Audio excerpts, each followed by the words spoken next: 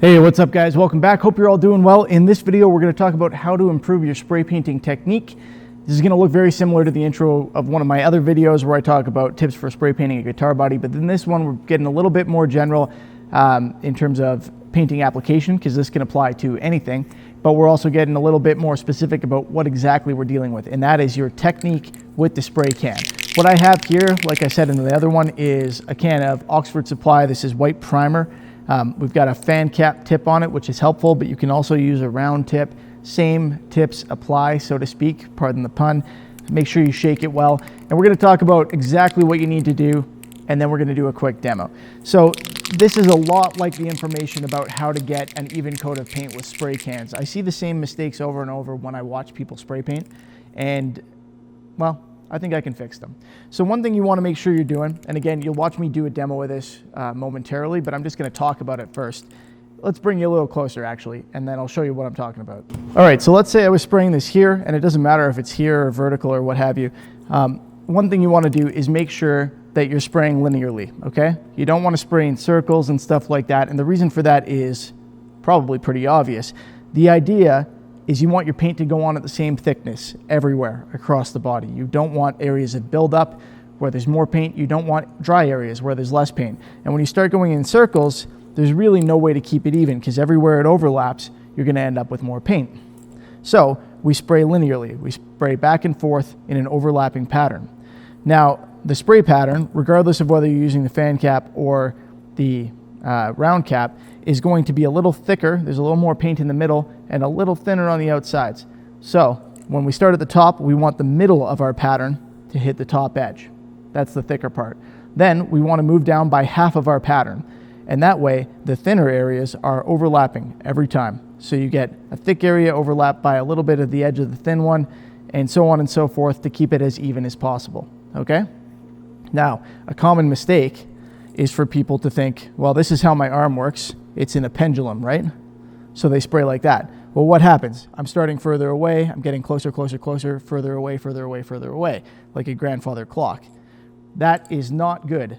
The reason that's not good is because then you end up with less paint where you're further away and more paint where you're closer.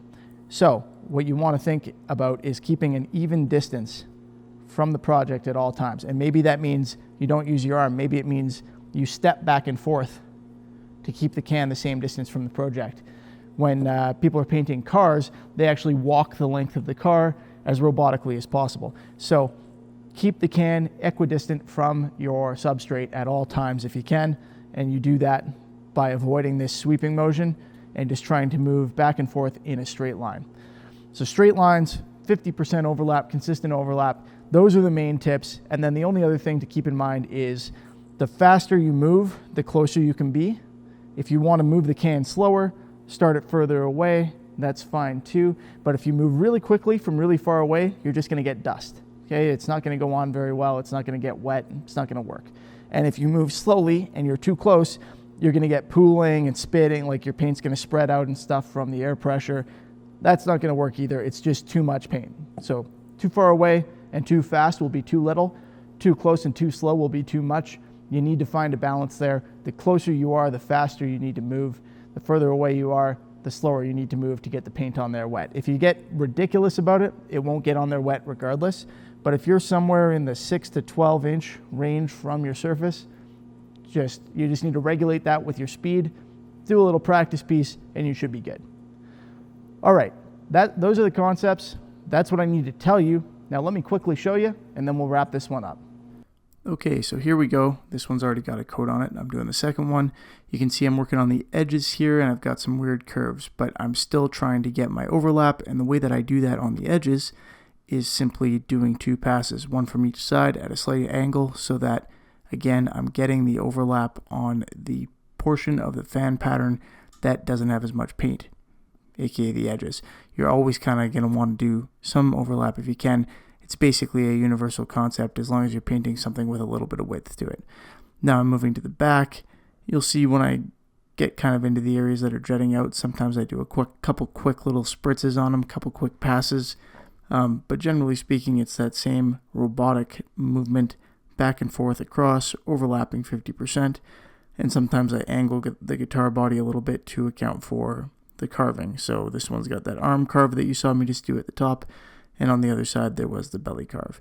Again, 50% equidistant, trying to keep those movements smooth and consistent. That's about it, guys. I hope that helps. It's pretty straightforward.